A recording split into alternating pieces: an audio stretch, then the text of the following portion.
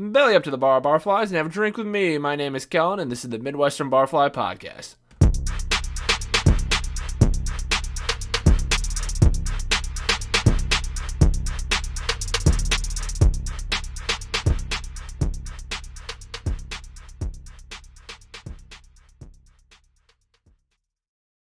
Ladies and gentlemen, thank you so much for coming back to the program. I'm so glad to have you here.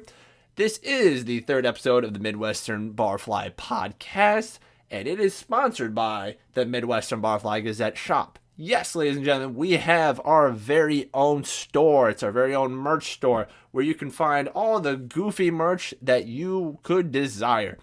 We have great lines such as the Winbets Pound Beers line, the I'm My Grandma's Bookie line, the Summer Bods Are Overrated line. You can get all this in t-shirts, you can get it in tank tops, you can get it in hoodies. We'll have hoodies when the fall time comes. All this great selections could be yours if you head over to our shop.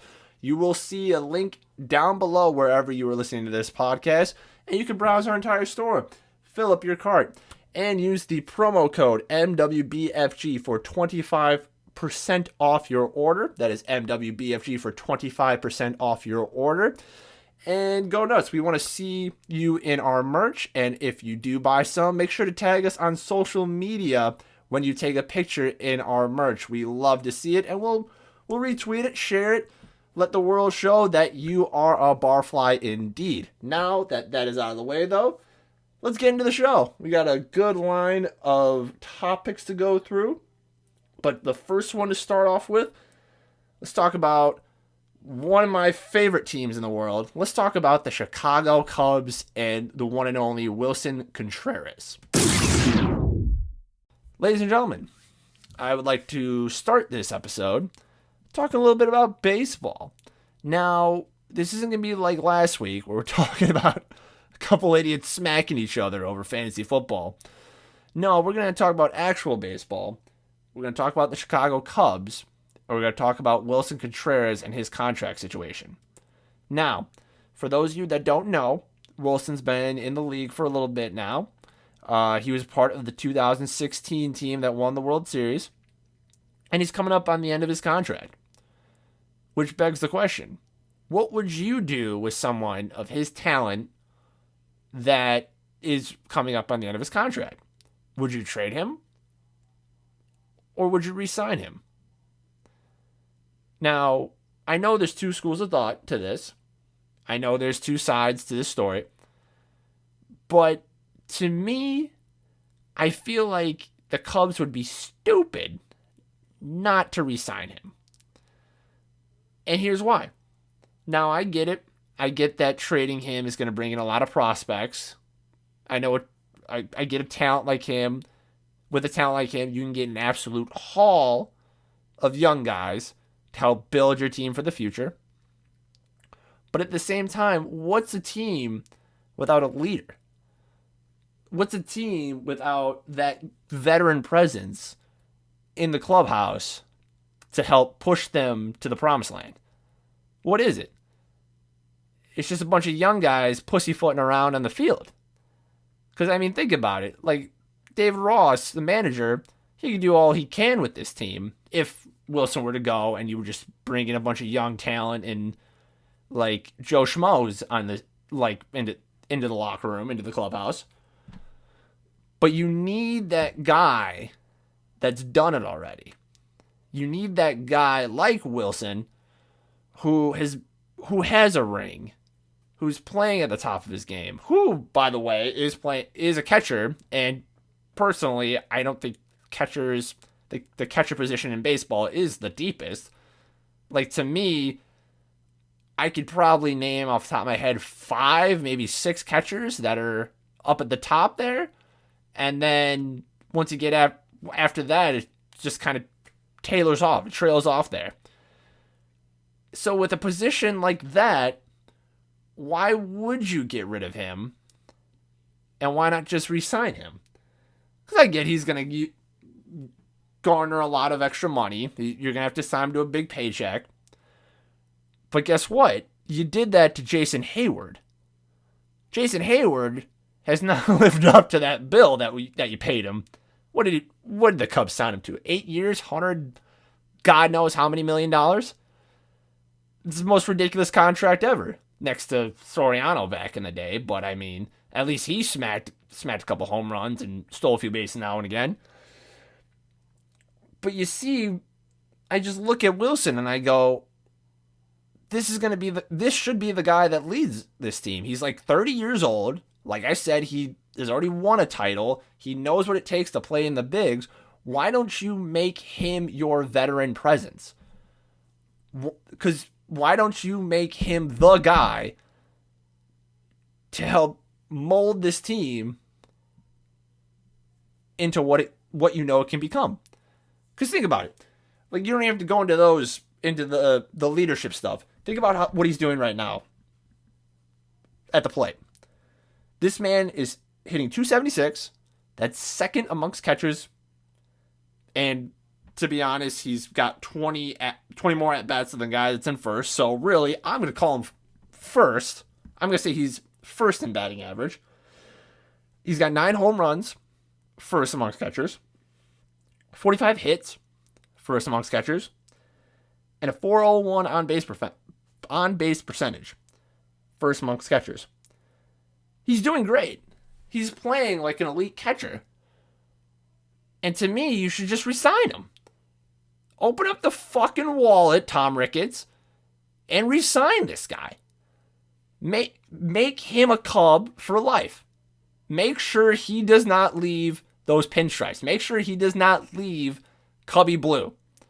Because if you don't, you will get prospects, but with the way that this team has traded in the past without Epstein, I don't fucking trust him. I don't trust this team to get what we need for this guy. I think they're going to completely upsell whoever wants to do a deal and get screwed in the end, and you're just going to let Willson walk because he's going to piss him off. We need to do something here. Sign him now. Please. Thank you.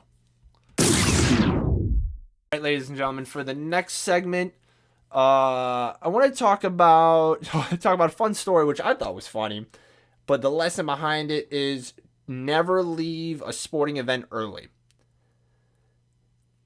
Especially hockey. Never leave a hockey game early. Why is that? Well, because my buddies and I did that, and it almost became one of the worst decisions of our lives. So a few years ago, we were at a Chicago Wolves game, and it's like an AHL team, kind of like the next level down from the bigs, and so it's a fun game, always a nice game to go to. And there were 2.5 minutes left. Wolves were up by 2. So we thought, okay, let's beat the traffic, let's beat the people out of here, let's get going, game's wrapped up. We get out onto the concourse. We were on the concourse for maybe 6 seconds. And all of a sudden a siren goes off and just the place erupts. Just everybody freaking out. Wolves scored. As soon as we hit the fucking concourse, the Wolves scored. And we thought, okay, it's fine. It's wrapped up. There's the bow on it. Fat lady singing. Let's keep on moving. Sure enough, 15 to 30 seconds go by. Another siren goes off. Another eruption from the crowd. The Wolves scored yet again to go up, if I can do my math right, 4 goals. Because they were up 2, 3, 4 goals. And at that point, we're just like, are you freaking kidding me? It's just about to pop off within the last 2 minutes of the fucking game as we're trying to leave. So anyway, we just keep going. We're like, okay, it's going to end here.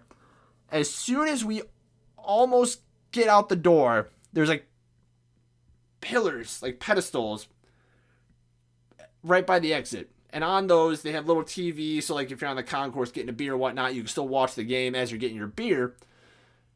We see just an absolute brawl just happen. It wasn't even a normal fight between 2 guys on the ice or whatever. Both teams, all the guys on the ice just fighting each other. And we're just sitting there. We're like, are you freaking kidding me? This is the first fight of the night, and we're trying to leave right now?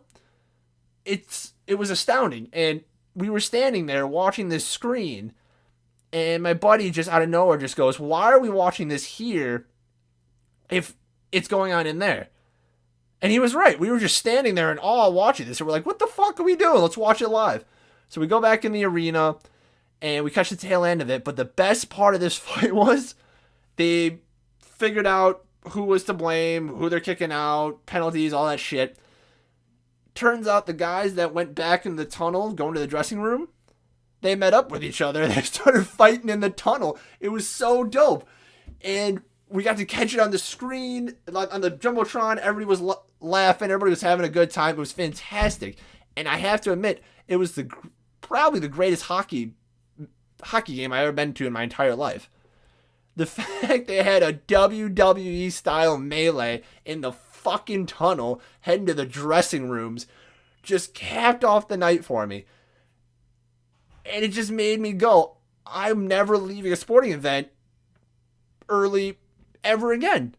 Because you never know what could happen. It doesn't matter if your team's up by 5 or down by 5. Crazy shit's bound to pop off. So I hope you take this lesson, folks.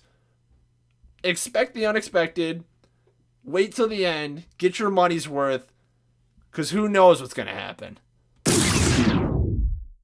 Alright, so for the final segment of the show, wanted to do a little bit of the retail stories. Now, for those of you that have been around the page for a while, the OG fans of Midwestern Barfly Gazette, you'll know that I do these retail stories every now and again.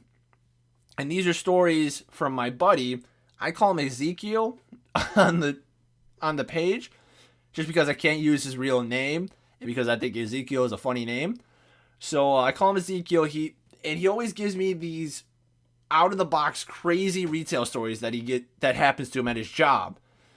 And so I enjoy sharing these. And the latest one he gave me, I tried to share it. I tried to write it, but I couldn't figure out the best way to write it. Couldn't think of a way that would really emphasize what was going on in the written form. So I thought, might as well share it on the show, because I think it'd be funnier to explain it using my words. So, Ezekiel, my good friend, he, for those of you that don't know, is a cashier. A lot of his stories are based when he is working as a cashier. And there was this one day where he met two very lovely people that just said the craziest sentences to him that he's ever heard in his entire life. Now, he wants me to stress, these two people were just absolute sweethearts. Nicest people he met all day. Nothing, no bad words about him, no bad blood. But just what they asked him was so out there. It just made him think, why? Why would you ask a complete stranger that particular question? So, to get into it, the first person, really nice lady, he told me about. She came in, made a purchase, this, that, whatever, and they were having a great conversation about how the weather, plans after work, plans for the day, this, that, what have you. And as soon as the transaction ended, out of nowhere, this woman looked at my friend and just says to him, "Do I smell like manure? Do I smell like manure?" Now, if someone came up to you, a complete stranger came up to you and asked you, "Do I smell like manure?" The fuck are you telling them? What are you going to tell them? Oh, yeah, you smell like shit? Come on. I mean, how are you supposed to answer that question? My buddy, being a very intellectual person, said, "No, ma'am, I would never even guess it unless you said something, but I don't smell anything." But it's just one of the most random things you would tell somebody or you would ask somebody. Because to me, if you were to ask me things about your person or about your car, hey, do you see that bump on my car? Hey, do you see this stain on my shirt? if you point it out, chances are they're going to notice it. And for me, that's the same way. If you point it out, chances are I'm going to notice it. But if you don't point it out, it's just going to go right on by. I don't care if you smell like manure or not. There's no shot that my buddy would have realized that you smelled like shit unless you said something. And it's just crazy to me. But what's crazier is, literally, 4 transactions later, Ezekiel had this guy come up. And he must have been a wrestler because he said he was a built dude, like he looked like a wrestler. And they said hi, whatever. And the first sentence out of this guy's mouth to my friend was, "Hey, should I get this drained?"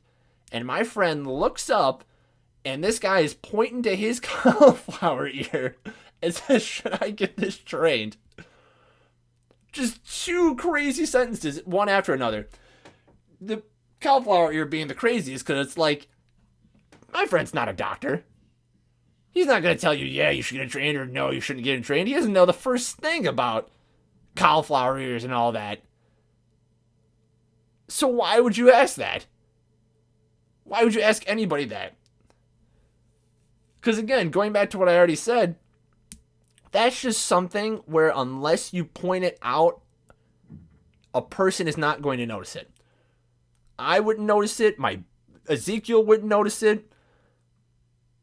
It's just what it is. But you know what? They're interesting people out there, and I'm thankful for them because they provide a lot of content for this fucking website. But oh my god, retail just scares me. That's all I have to say. Ladies and gentlemen, looks like that is all the time we have for the show. We don't have any voicemails or emails to get to today. So, time to wrap it up. I hope you have a great rest of your week. Thank you again for listening in. Make sure to check out the link to our store below because we are sponsored by the Midwestern Barfly Gazette shop. And I hope you have a great rest of your day. Cheers. Peace out. Take care.